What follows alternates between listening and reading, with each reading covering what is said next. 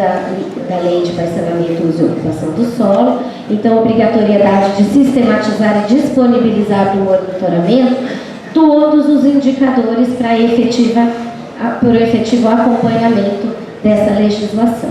Com relação às diretrizes viárias, havia um pleito sobre ciclovias, o que são as diretrizes viárias e como que fica essa transposição de fauna versus sistema viário, né? Então foi feita uma indicação de um projeto de rede cicloviária para ser elaborado e as vias indicadas no anexo. A gente tem aqui alguns perfis que fazem parte da legislação de parcelamento e ocupação do solo que servem de base para quando você tem uma terra, uma gleba bruta, onde tem que passar uma via, como que funciona essa via, aonde existem as possibilidades de ciclovia, onde é necessária passagem de fauna, que tipo de passagem de fauna será, e o que vai ser detalhado no momento do loteamento. À medida que a gleba é uma gleba bruta, o interessado entra com o pedido de loteamento, é feito o estudo onde vão passar as vias, aonde vão passar os cruzamentos necessários com passagem de fauna, e os estudos ali, então, são detalhados. Em termos de diretrizes viárias, a preocupação com o trânsito é uma preocupação que não é só de Barão Geraldo, é de todas as cidades, não é nem só de Campinas. O que a gente tem previsto, que vocês podem ver aqui em laranja, são os eixos do DOT, Desenvolvimento Orientado pelo Transporte. Então, são as diretrizes, os eixos macro, que fazem ligações importantes. Então, a gente tem... Como é que eu faço a leitura aqui? Acho que não tem. Tem, Luizinho?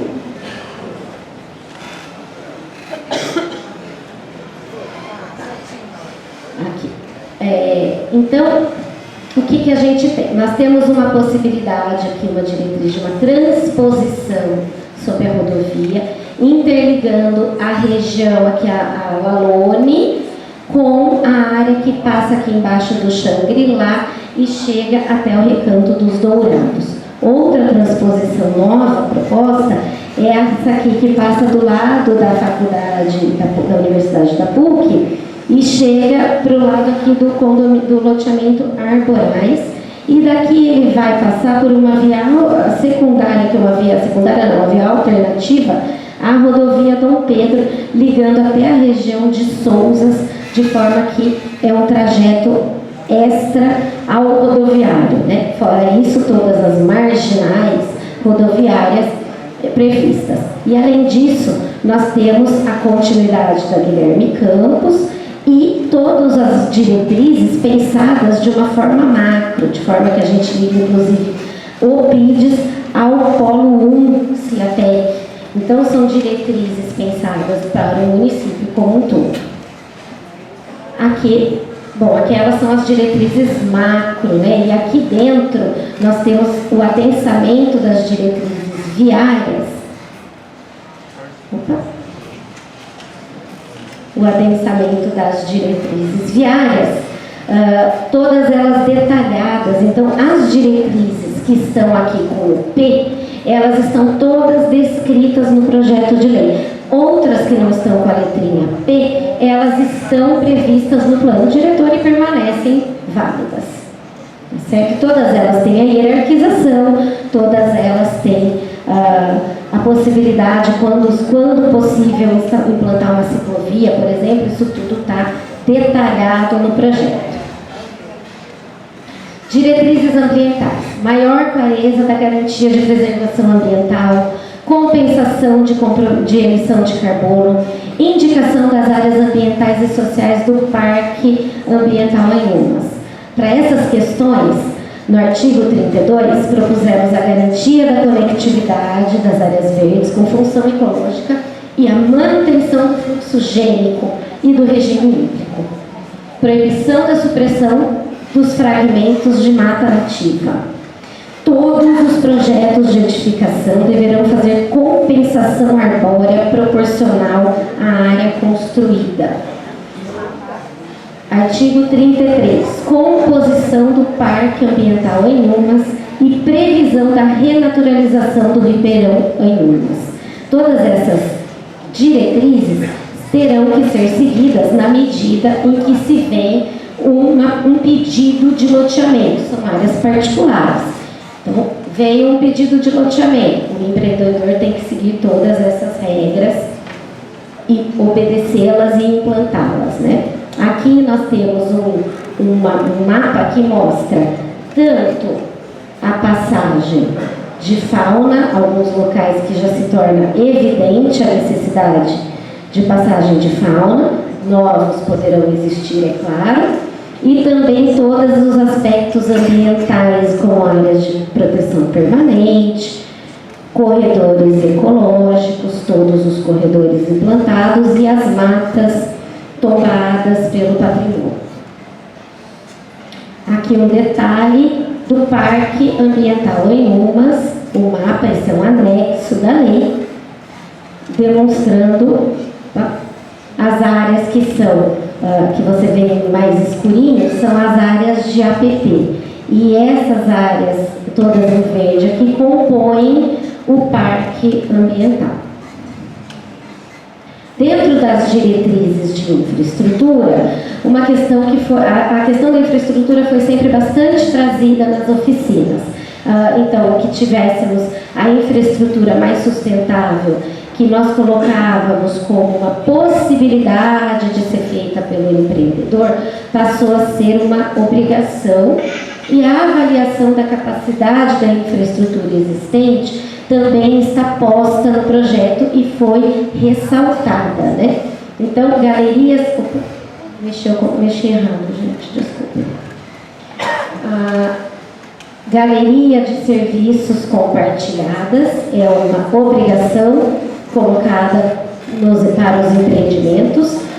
Plano, revisão de plano de infraestrutura. Então, dentro do aspecto de gestão do polo, é necessária a criação de um plano de infraestrutura. Drenagem com priorização de sistemas baseados na natureza e incremento da drenagem. Então, à medida que você tem já a drenagem tradicional e mais outros métodos de drenagem, como os jardins de chuva, auxiliando, ampliando a drenagem, o que não existe em nenhuma outra porção do território urbano. Sistema de fibra ótica, iluminação solar nas áreas públicas, arborização, iluminação e pavimentação da calçada, sistemas de água de reuso, todas essas questões precisam ser incorporadas no empreendimento. Não é uma opção, é uma obrigação. Poderão ser apresentadas soluções inovadoras de infraestrutura. Essas coisas estão andando bastante rápido, a legislação precisa deixar a possibilidade para acompanhar essa inovação. Aqui alguns exemplos de jardim de chuva, o que são as galerias subterrâneas compartilhadas e as soluções baseadas na natureza dos parques, as áreas de drenagem, em convívio com a área urbana. Questões trazidas também sobre infraestrutura. Vai ter energia suficiente, o gás, as telecomunicações, todos eles consultados, e a resposta foi que sim, temos capacidade de atendimento. A NASA respondeu para nós isso aqui que vocês estão lendo aqui, ó.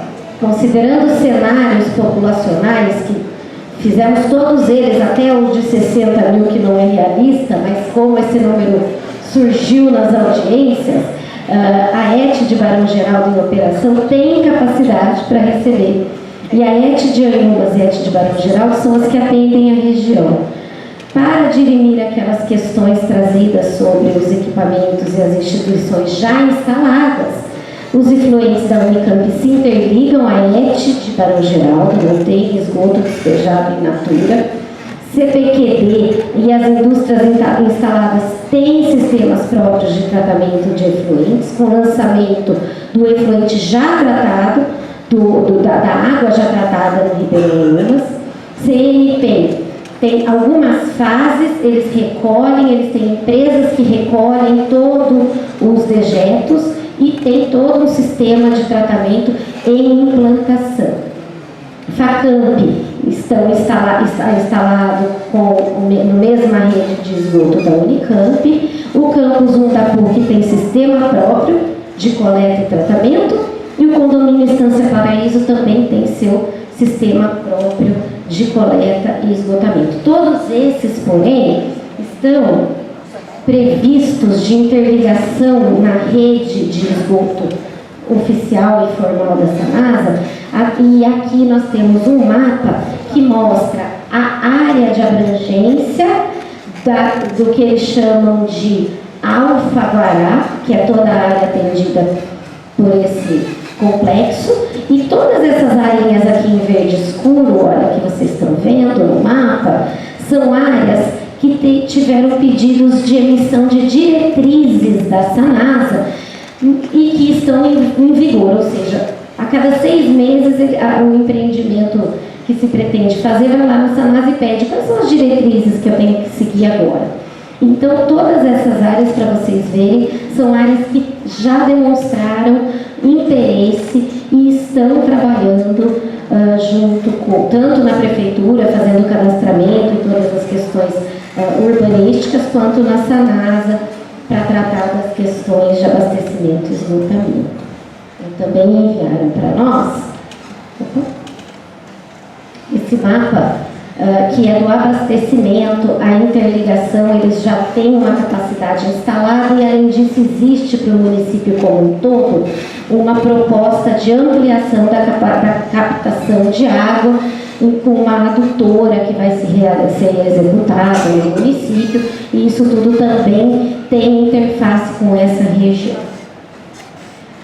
Com relação às diretrizes de patrimônio histórico, cultural e ambiental, a valorização desse patrimônio, foi criado um capítulo de lei, da lei só para essa questão, deixando muito claro que todas as questões de tombamento se sobrepõem ao zoneamento, elas são maiores do que o zoneamento.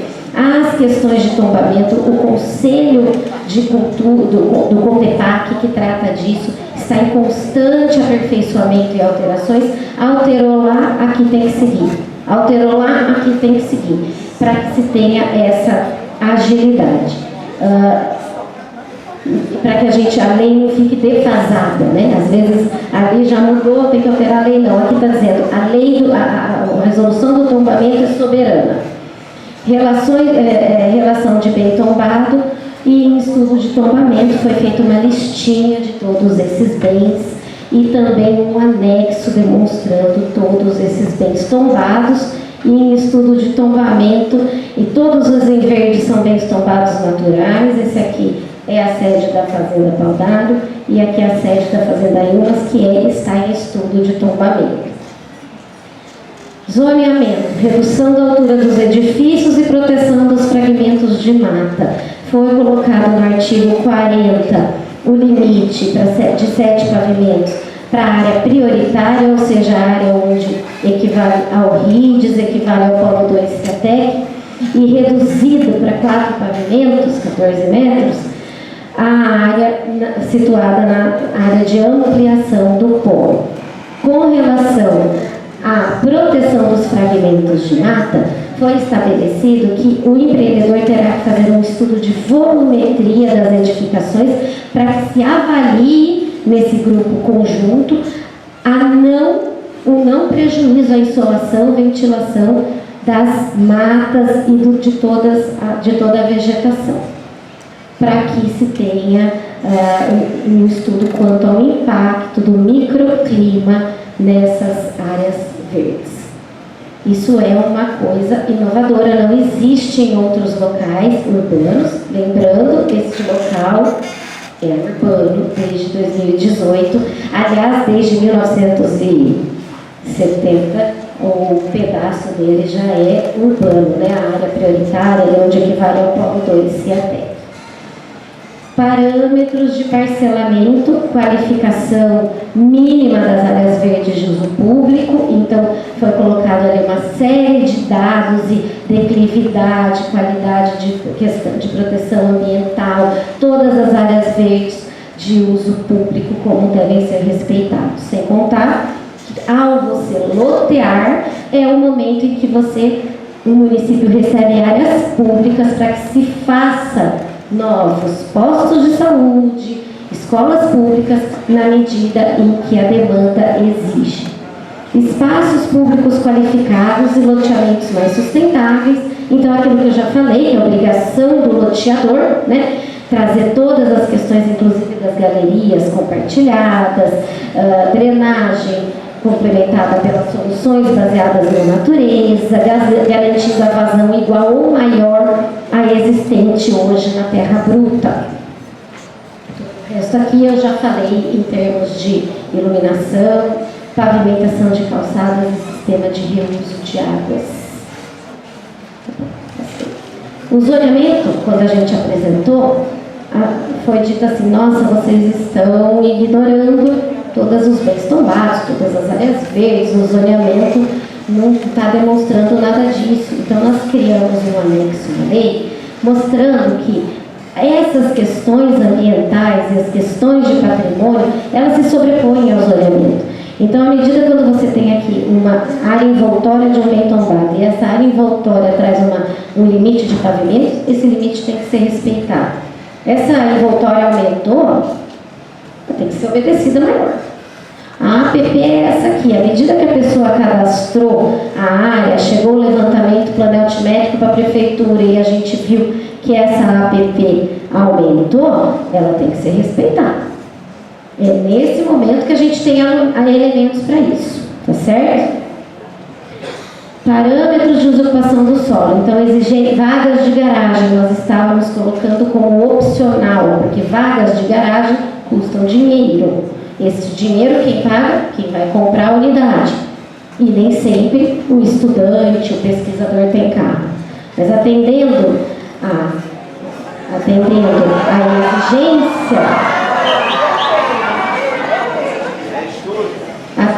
a exigência das pessoas. Desculpa, perdi meu raciocínio. Esta era uma ideia inicial.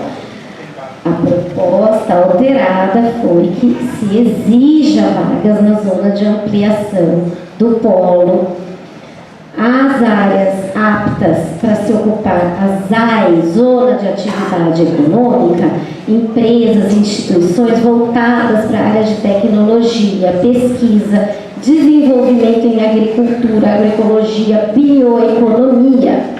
Mesmo que essas atividades não estejam enquadradas naquilo que preconizava a lei, alta e média alta intensidade tecnológica da CDE. Então, tudo isso foi um trabalho que a gente fez trazendo. Claro que a gente quer tecnologia voltada a tudo isso. Vamos deixar bem claro na lei que, mesmo não sendo alta e média alta intensidade, são muito bem-vindas no polo. E a definição para a atração de empresas e instituições, a gestão vai trabalhar isso. Vai fazer esforços, vai juntar com as empresas existentes, com as instituições existentes, como é que nós vamos estimular. Não é uma lei de parcelamento de ocupação do solo que alcança isso, mas já está sinalizado aqui. A avaliação da classificação e a anuência dessas atividades é uma atividade da gestão, mas por hora existe um grupo de análise dos empreendimentos que já está colocado como proposta na lei, já estava e tornamos mais claro. Conceitos dos projetos inovadores, os parâmetros de sustentabilidade de edificações e habitação de interesse social estão dispostos nesses artigos 75, 78 até 81. E aí, com qualidade urbanística, se refere ao atendimento dos objetivos e precisa ser atestado por esse comitê. Então, a nossa tentativa é amarrar as análises a um comitê, não ficar uma análise pontual, para que a gente tenha uma transparência e uma clareza nas análises. Desconto de outorga onerosa proporcional às áreas de habitação de interesse social é uma forma de modelar, de que a gente consiga trazer mais habitações de interesse social para a região. E, para que façam jus aos incentivos, as unidades devem fazer parte do programa público de moradia social, ou o programa de locação social a ser desenvolvido. Mas não basta dizer, sou moradia popular. né? Ele tem que estar amarrado a um programa. Inclusão da área do entorno do PIDs nos estudos de vizinhança deverá ser considerado na área de influência do EIV. Toda vez que vier um estudo de impacto de vizinhança, já existe um decreto, já existe uma regra desses estudos e está dizendo que ele deverá considerar o entorno, sim. Estabelece as condições para a criação do programa de locação social, que vai ser instituído por lei específica, não é uma lei de parcelamento de ocupação de solo, é um projeto social. Sobre a inclusão da SVDS e outras secretarias no comitê de análise, estavam dizendo assim, esse comitê de análise tem 2 secretarias, precisa ser uma coisa mais ampla. Foi atendido, foi incluída a Secretaria de Infraestrutura e a Secretaria do Verde e consulta todos os órgãos e conselhos municipais, sempre que necessário. Atribuições do Comitê de Análise, foi colocado detalhadamente no artigo 94, todas as questões cabíveis, inclusive a colaboração com a gestão do PIDs. A gestão do PIDs está formada, está funcionando, está tudo bem. A comissão de análise vai estar ali participando e trazendo elementos técnicos. Tudo isso para essa área que a gente sabe. Está faltando um mapa? Não, estava aqui, eu já falei desse mapa, né? Tudo isso que é numa área que já é urbana. Então, só para deixar bem claro aqui no mapa, essa área é a área de ampliação do polo e para essa área há o limite de 4 pavimentos. Para essa área, o limite de 7 pavimentos. Tanto para o roxinho, que é a atividade econômica, ou seja, nessas áreas roxinhas não existe a possibilidade de uso habitacional, quanto para as áreas em vermelhinho, que é possível o uso habitacional e também os usos de comércio, pesquisa, desenvolvimento. Mas aqui pode 7 pavimentos, mas como que faz? Se está na área envoltória do bem tombado e o bem tombado não permite o 7, daí não permite o 7. Ele tem que obedecer o que fala no tombamento, o que fala no estudo de volumetria ambiental. Era isso que eu tinha para falar. Desculpem se eu me alonguei. Érica, nossa arquiteta, coordenadora do projeto, e cumprindo o requisito às 15h30, passamos à abertura dos questionamentos conforme os inscritos, que faremos um conjunto de 5 questões. Fecharemos o bloquinho de 5 em 5 e passaremos a mesa diretora para respostas.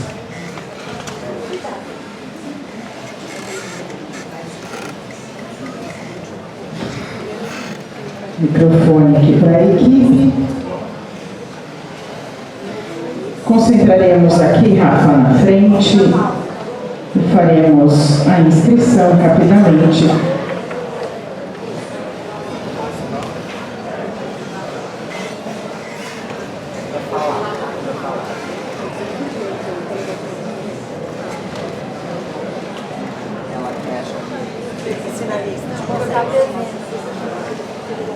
Fechamento do bloco para as 5 primeiras questões.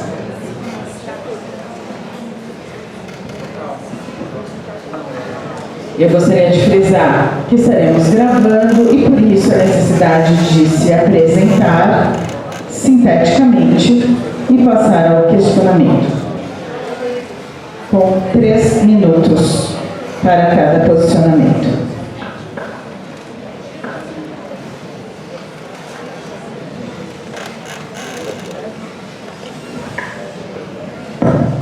Joana?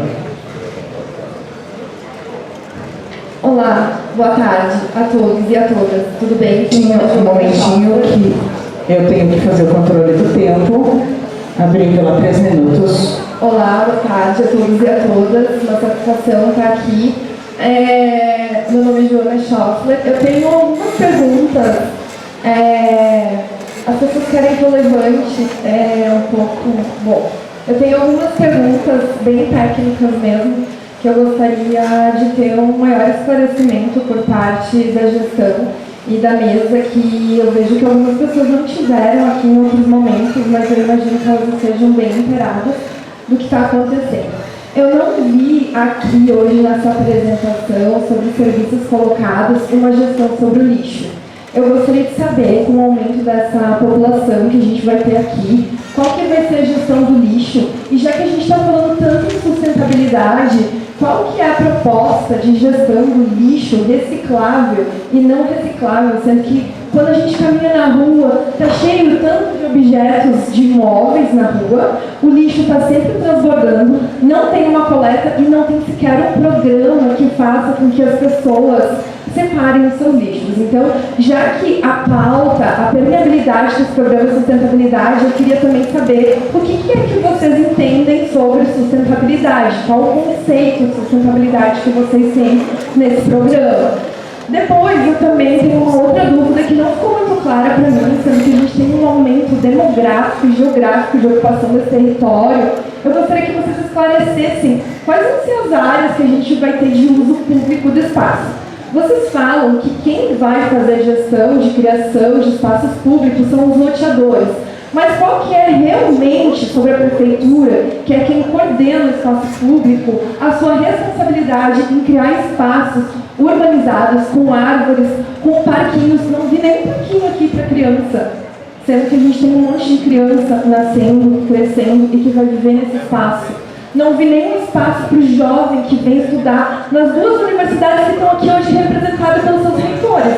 Onde é que esses jovens eles fazem recreação? Em casa, na internet? Qual que é o cuidado realmente com a saúde mental das pessoas que moram nesse lugar?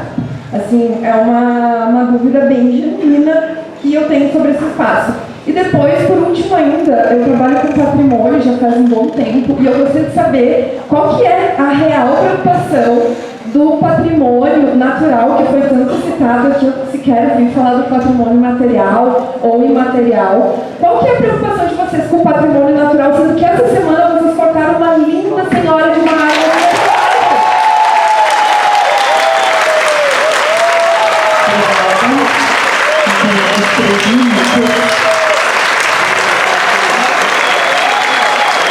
Passamos à próxima inscrita.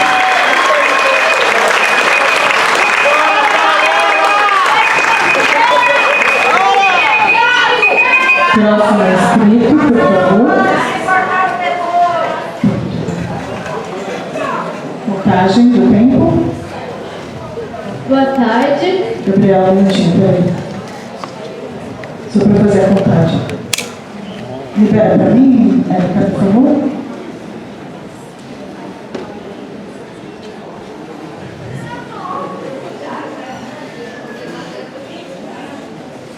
Boa tarde, meu nome é Gabriela. Minha preocupação principal, e que apareceu também em todas as oficinas e nas manifestações da população em geral, é com dois pontos principais: a preservação de fato natural e a sustentabilidade real desse projeto, quando a gente está falando de um processo de emergência climática no planeta, onde a gente devia estar pensando em desurbanização e regeneração de bens naturais.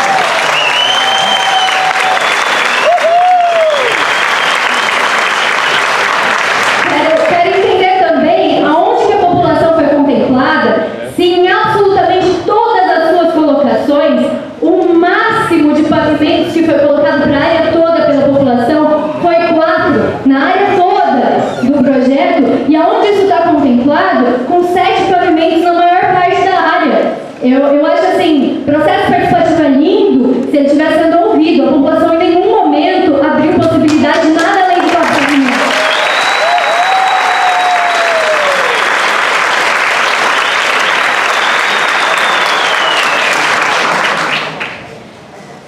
Também quero entender, no comitê de gestão, que foi tão solicitado ao longo de todas as oficinas, o comitê de gestão, aonde está a participação pública nesse comitê de gestão? Cadê a garantia de cadeiras e de falas e da população para realmente ter voz nesse comitê de gestão para decidir as coisas em prol do nosso ecossistema aqui presente, que está sendo tão bem representado por todas essas pessoas. Gostaria também de dizer que a gente precisa muito de um programa real de agroecologia, de produção de alimentos em escala local, manifestar o que a nossa colega colocou da gestão de lixo, exigir tratamento local de esgoto. O tratamento não precisa ser feito nessa escala gigante. Eu acho que esse tipo de exigência é básica num projeto que se diz sustentável, no momento que a gente está vivendo no planeta de emergência climática. São coisas básicas assim para a gente trabalhar. E eu acho muito importante que a população esteja muito mais envolvida, muito mais consultada e que a participação seja efetiva no processo de gestão como um todo do que vai acontecer nessa região e que tenha realmente áreas de preservação, áreas verdes e regeneração, que seja responsabilidade da prefeitura e do poder público e não dos empreendedores.